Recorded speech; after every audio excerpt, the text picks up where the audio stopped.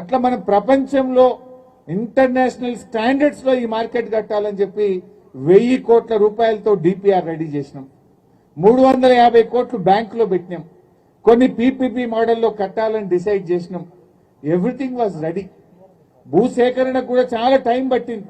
మధ్యలో 2 ఏళ్లు కరోనా వచ్చింది. అయినా కూడా ఇది కట్టి తీరాల్సిందే. ఇది ఇప్పటికి కాదు, 100 ఏళ్ల భవిష్యత్తును దృష్టిలో పెట్టుకొని ఈ అంతర్జాతీయ స్థాయి ఫ్రూట్ మార్కెట్ ఇక్కడ కట్టాలని కేసీఆర్ గారు ప్రభుత్వం నిర్ణయించింది. ఎందుకంటే రాష్ట్రంలో లక్షల మంది రైతులు ఉన్నారు. మామిడి గాని, సపోటా గాని, రకరకాల పండ్లు పండించేటువంటి రైతులు ఉన్నారు. కొన్ని పండ్లు మహారాష్ట్ర నుంచి, కర్ణాటక నుంచి, ఇతర రాష్ట్రాల నుంచి కూడా మనకు దిగుమతి అవుతా ఉంటాయి. ఈ ఔటర్ రింగ్ రోడ్ నుంచి చక్కగా ఫ్రూట్ మార్కెట్లకు వస్తాయి.